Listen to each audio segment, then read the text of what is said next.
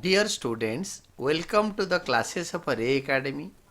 We are studying analysis of financial statements and the chapter is on comparative statements and common size statements. The question is following is the summarized balance sheet of Y Limited as at 31st March of the current year. तो current year पहले दे रखा है, last year बाद में दे रखा है, but question में हम लास्ट ईयर को पहले लिखेंगे, करंट ईयर को बाद में रखेंगे. ये चीज़ें ध्यान करके चलना है. और यहाँ पे हेडलाइन होगा comparative balance sheet of Y limited आज at 31st March of the last year and current year. यहाँ पे ईयर लिखो, लास्ट ईयर करंट ईयर मत लिखो. The format is particulars, last year, current year. यहाँ पे आपको ईयर का नाम लिखना है, कौन सा ईयर लिखना है.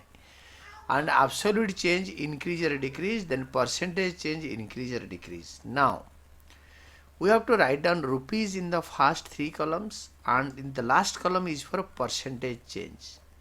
Here we have equity and liabilities part. तो इस पार्ट में हेडलाइंस होता है share holders funds. Main head में शेयर होल्डर फंड्स के अंदर दो ही चीज़ें आ रखा है. एक तो शेयर कैपिटल के अंडर आएगा 1 equity share capital. Last year 4 lakh था, इस साल भी 4 लाख है, तो 4 lakh of the current year minus 4 lakh of the last year, it is 0. There is no increase decrease in amount, hence there is no increase decrease in percentage. Second होता है share capital. दो type का होता है, इस कंपनी का दोनों type का है. Equity share capital is there, preference share capital is there. तो last year current year 1 lakh each है, तो current year minus last year is equal to nil 0 है. And absolute change in percentage is also 0. Then second head second head है reserves and surplus. Sub head, main head है share holders funds and sub head है share capital and second है reserves and surplus. Share capital में दो item था, equity share capital, preference share capital.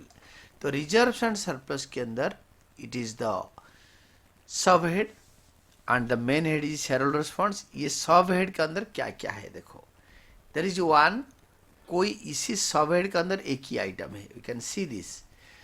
1,10,000 last year का value है, current year का है 1,20,000. Current year minus last year का वैल्यू इज इक्वल टू 10,000. तो difference will be, this is absolute change in amount. तो परसेंटेज होगा this absolute change amount divided by last year's value rupees 1,10,000 into 100. It is 9.09%.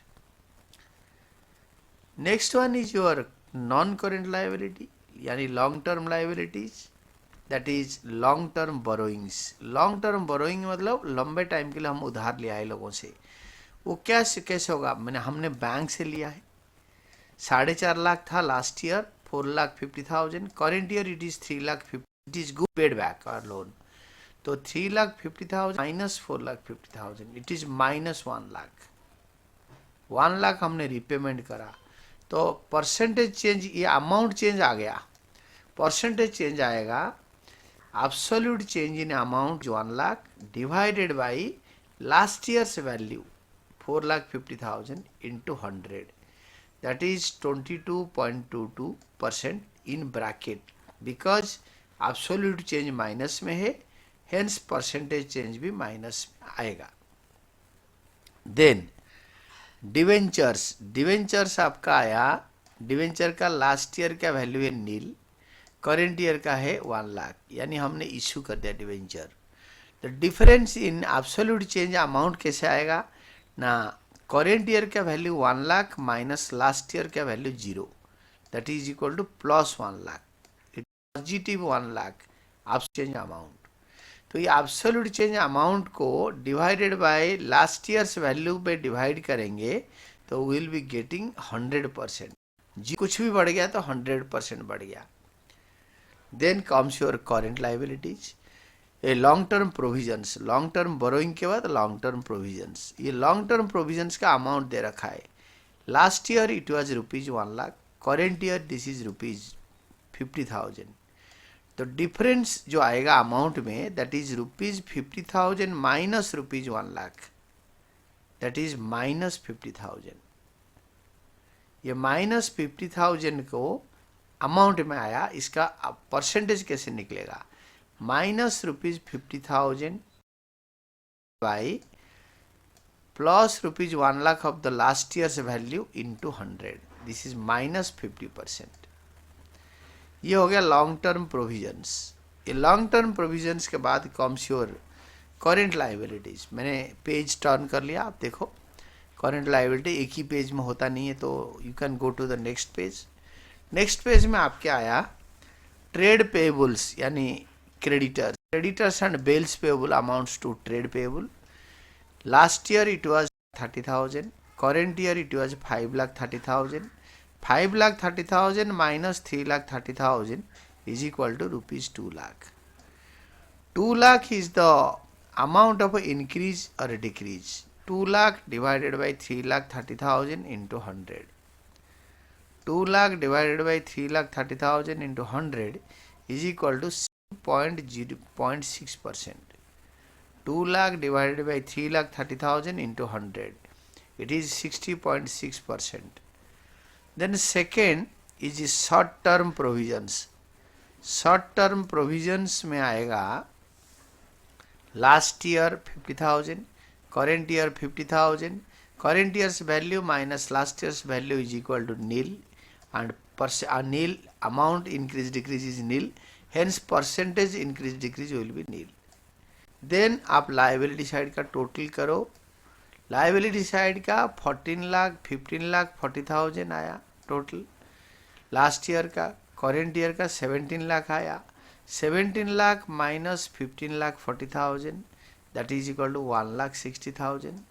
It is 1,60,000 divided by 15,00,000 40,000 into 100 will be the percentage of increase decrease. पर यहाँ पे percentage increase is 10.39%। Our liability यानी capital part. Then will can come to the assets part. Assets part में आपके दे रखा है non current assets. Non current assets में फिक्स्ड असेट्स टेंजिबल है, टेंजिबल फिक्स्ड असेट्स। आपको पता है tangible fixed assets means it has physical existence and economic value. तो last year it was 10,40,000, current year it is 9,90,000।